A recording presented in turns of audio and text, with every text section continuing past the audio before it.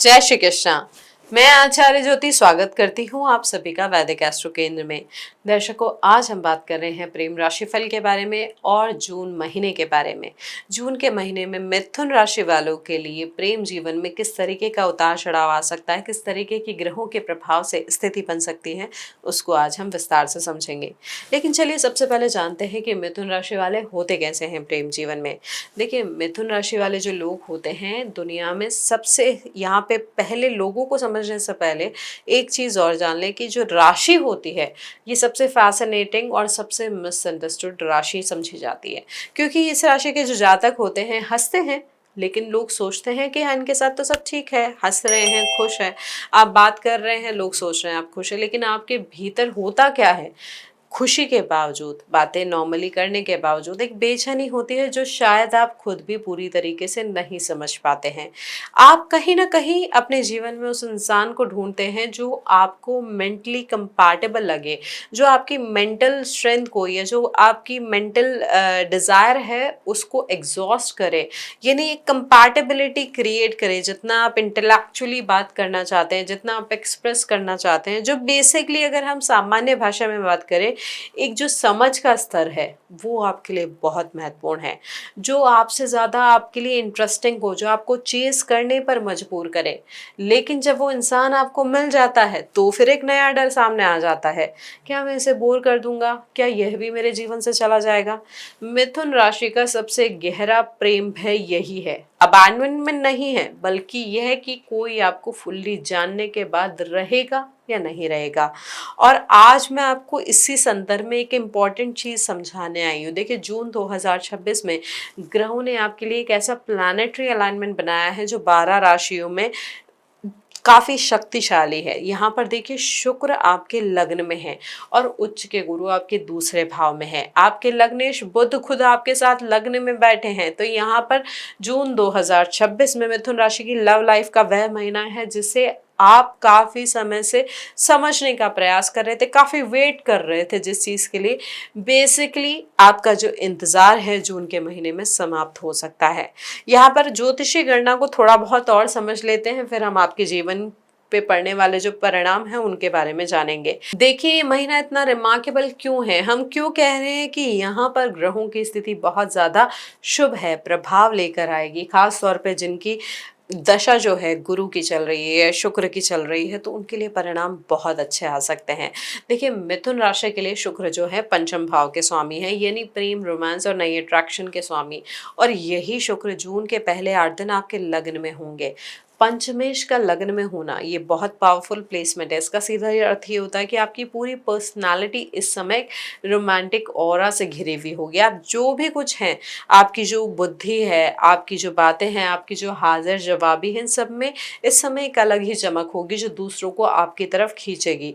साथ में बुध भी आपके लग्न में है, यानी लग्नेश खुद लग्न में है, तो आपकी वाणी और बुद्धि को ये स्थिति तेज और करेगी।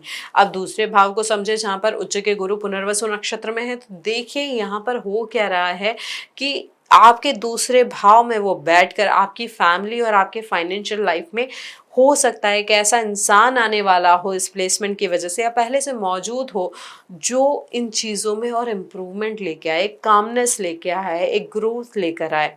देखिए, 8 जून के बाद होगा क्या, जब शुक्र दूसरे भाव में आ जाएंगे और शुक्र और गुरु का कंजंक्शन यानी युति होगी। तो यहाँ पर ये कॉम्बिनेशन जो है बहुत रेयरली बनता है, इसलिए मैं आपको कह रही हूँ कि ये महीना रिमार्केबल साबित हो सकता है। तो यहाँ पर यह जो प्रभाव है युति का, गोचर का, लग्नेश का लग्न में बैठना और प्रेम के कारक शुक्र का गुरु के साथ युति करना या लग्न में बैठना, आपके प्रेम जीवन में महत्वपूर्ण परिवर्तन लेकर आ सकता है। अब यह वृहद स्तर पर परिणाम था। अब हम समझते हैं जो जातक हैं हमारे मिथुन राशि वाले, जो किसी से प्रेम करते हैं लेकिन अपनी बात मन में ही रखे बैठे हैं, तो उनके लिए यहाँ पर यह समझे। देखिए, आपके लिए क्या है, मिथुन राशि वालों के लिए एक मिसकंसेप्शन बहुत नॉर्मल है कि आप बोलते बहुत ज्यादा हैं। लेकिन सच क्या है कि जब आप बात, जो सच्चाई है, जो इम्पोर्टेंट होती है, जो आपके लिए मायने रखती है, तब वहां पे आप चुप हो जाते हैं।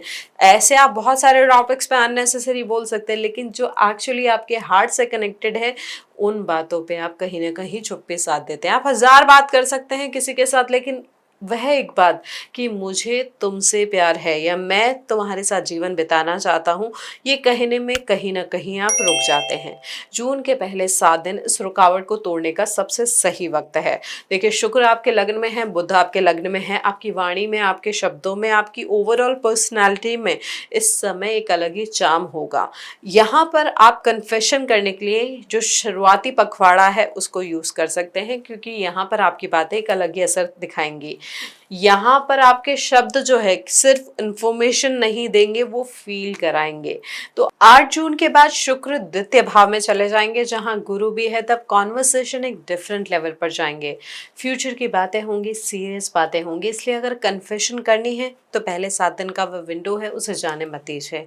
अब जो हमारे अविवाहित जातक हैं उनकी अगर हम बात करें तो जून 2026 का जो पहला 15 दिन है, पहला पखवाड़ा है, यहाँ पर लिटरली एक गोल्डन फेज है आपके लिए। जब शुक्र लग्न में हो और बुध भी लग्न में हो तो आपकी पर्सनालिटी का वह वर्जन एक्टिव हो जाता है जो सबसे ज़्यादा अट्रैक्टिव है।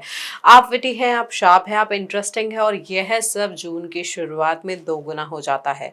15 जून के बाद सूर्य भी आपके लग्न में प्रवेश कर जाएंगे, तब आप में एक कॉन्फिडेंस आएगा जो बिल्कुल नेचुरल लगेगा, लेकिन दूसरों को इरेजिस्टिबल लग सकता है।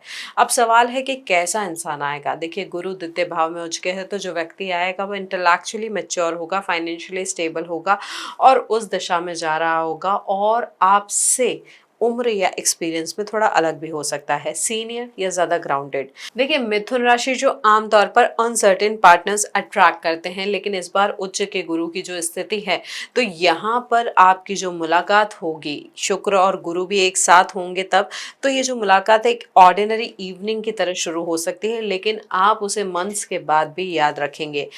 यहाँ पर ऐसी स्थिति बनेगी जो आपके जीवन को एक स्थायित्व दे सकती है प्रेम जीवन के मामले में। अब जिनका रिश्ता चल रहा है या जो कमिटेड है उनकी बात करें तो उनके लिए यहाँ पर जो महीना है बहुत मेजर चेंजेस लेकर आ रहा है। देखिए, मंगल आपके एकादश भाव में है, तो ये जो गेन्स का भाव होता है, सोशल कनेक्शन का भाव होता है, और वह ऊर्जा जो आपके पार्टनर के साथ बाहर की दुनिया में शेयर होती है। इसका मतलब क्या है, इस फेज में आप और आपका पार्टनर एक टीम की तरह काम करेंगे, कोई प्लान बनेगा, कोई डिसीजन होगा, कोई ड्रीम शेयर होगी, रिश्ते में एक प्रोडक्टिव एनर्जी आएगी। लेकिन जैसे मंगल द्वादश भाव में जाएंगे तो यहाँ पर चीज़ें थोड़ी सी बदल जाएगी, रिश्ते में बाहरी नॉइस कम होगी और इनर क्लोजनेस थोड़ी ज़्यादा होगी। बस एक चीज़ ध्यान रखनी है आपको, क्योंकि आपके लग्नेश वक्री होंगे, तो जो इंपॉर्टेंट कॉन्वर्सेशन है, ये जो भी मेजर कमिटमेंट वाली बात है, उसमें कोई भी डिसीजन महीने के अंत में थोड़ा सोच समझ कर ले, और बात रखने के तरीके का बिल्कुल ध्यान रखें, क्योंकि यहाँ पर मिसअंडरस्टैंडिंग बढ़ने के चांसेस ज़्यादा है। विवाहित जातकों की बात करें तो देखिए, यहाँ पर एक्स्ट्रा ऑर्डिनरी प्लेसमेंट है आपके लिए, क्योंकि गुरु उच्च के होके द्वितीय भाव में बैठे हैं। यहाँ पर दूसरे भाव में उनका बैठना, तो यहाँ पर परिवार के भाव में उनके बैठने की वजह से परिवार में एक नई खुशी का माहौल बन सकता है। यहाँ पर परिवार में कोई नए सदस्य के आगमन के योग भी बन रहे हैं। घर से जुड़ा हुआ कोई बड़ा निर्णय, संतान से जुड़ी कोई प्लानिंग या फाइनेंशियल फ्यूचर को लेकर कोई जॉइंट कमिटमेंट भी सामने आगे बढ़ सकता है।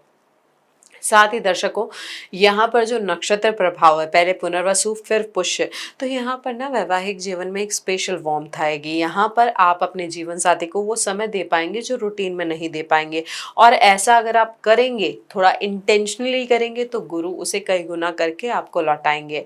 स्पेसिफिक अगर मैं आपको एडवाइस दूँ तो इस महीने, इस समय कोई ऐसा मोमेंट बनाने का प्रयास करें अपने जीवन साथी के साथ, ऐसा कोई डिसीजन ले जो काफ़ी समय से आप नहीं ले पा रहे थे और जिसकी वजह से आप दोनों मानसिक रूप से परेशान थे। लेकिन जो भी डिसीजन ले रहे हैं उसमें एक बार अपने परिवार के बड़े लोग यानी वृद्ध जन जो हैं या जो आपके गुरु हैं उनकी राय ज़रूर लें। कोई परेशानी हो, चाहे वैवाहिक जीवन की या कोई भी समस्या हो या कोई मेजर डिसीजन हो, तो वो इस महीने आपके लिए लेना आपके वैवाहिक जीवन को भी स्थिरता देगा और आने वाले समय में खुशियाँ भी लेकर आएगा। अब उन परिस्थितियों की बात करें जो हर किसी की लाइफ में नहीं होती है, लेकिन कुछ लोगों के लिए बहुत रियल होती है। जो रिश्ते टेंशन में हैं उनके लिए समझना ज़रूरी है कि मिथुन राशि का लग्नेश जो है वक्री होगा महीने के अंत में। वक्री का मतलब क्या होता है? पुरानी बातें, पुरानी गलतफहमियां और अधूरे कॉन्वर्सेशन वापस आ सकते हैं। जून के आखिरी हफ्ते में अगर कोई पुरानी तकलीफ उठे तो उसे इस बार प्रॉपरली एड्रेस करें। ये वक्री बुध आपको एक चांस दे रहा है पुरानी बातों को नई क्लैरिटी के साथ सुलझाने का। लेकिन अगर आपने इस मौके को इग्नोर किया तो यही बात जुलाई में और उलझ सकती है। और जो लोग किसी ऐसे अट्रैक्शन को फील करते हैं जो अलाउड नहीं है, तो यहाँ पर राहु आपके नवम भाव में है, जो एक सर्टेन फिलोसफिकल और एडवेंचरस रेस्टलेसनेस देता है, एक फीलिंग यह रिश्ता मुझे कुछ नया दे रहा है। लेकिन राहु का नवम भाव में होना एक इल्यूजन भी है, जो नया लग रहा है वो एक्चुअली आपको उस असली चीज से दूर ले जा रहा है जो आप डिजर्व करते हैं। इस एनर्जी को राइटिंग में, किसी क्रिएटिव परसूट में या किसी नई लर्निंग में लगाए। तो दर्शकों, ये था हमारा विवेचन प्रेम राशिफल का मिथुन राशि के जातकों के लिए। बेसिकली ये जो जून 2026 है, मिथुन राशि की लव लाइफ का एक मेजर चैप्टर है और ये 3 मोमेंट्स में बटा हुआ है, 3 हिस्सों में बटा हुआ है। यहाँ पर शुरुआत में कन्फेशन और नए अट्रैक्शन की पीक विंडो आपको मिलेगी। उसके बाद यहाँ पर जो कंजंक्शन है शुक्र और गुरु का, यानी जो युति है, वो आपको रिलेशनशिप में डेप्थ लेकर आएगा और फ्यूचर की बातें शुरू करवाएगा। तीसरा जो स्थिति बन रही है आपके लिए, तो यहाँ पर सूर्य का लग्न में आना और साथ ही साथ बाकी ग्रहों का प्रभाव क्लोजनेस लेकर आएगा आपके प्रेम जीवन में। देखिए, मिथुन राशि के लिए यहाँ पर सबसे यूनिक लव ट्रेट यही है कि आप किसी के दिमाग से प्यार करते हैं और इस महीने उच्च के गुरु आपके सप्तमेश के रूप में आपको वही दे रहे हैं जो आप हमेशा से चाहते थे। एक ऐसा कनेक्शन जो इंटेलेक्चुअल भी है, इमोशनल भी है और स्टेबल भी है। बस एक काम करें, इस जून में अपनी बुद्धि की तरह अपना दिल भी थोड़ा सा खोले। जो आप फील करते हैं उन्हें शब्द दें, क्योंकि आपके शब्द ही आपके लिए सबसे मददगार साबित हो सकते हैं और इस जून में आपके लव को एक स्थायित्व दे सकते हैं, एक स्थिरता दे सकते हैं। तो दर्शकों, ये था हमारा विश्लेषण। अगर आपको ये अच्छा लगा हो तो इस वीडियो को लाइक करें, शेयर करें, बेल बटन दबाकर चैनल को सब्सक्राइब ज़रूर करें। जय महाकाल।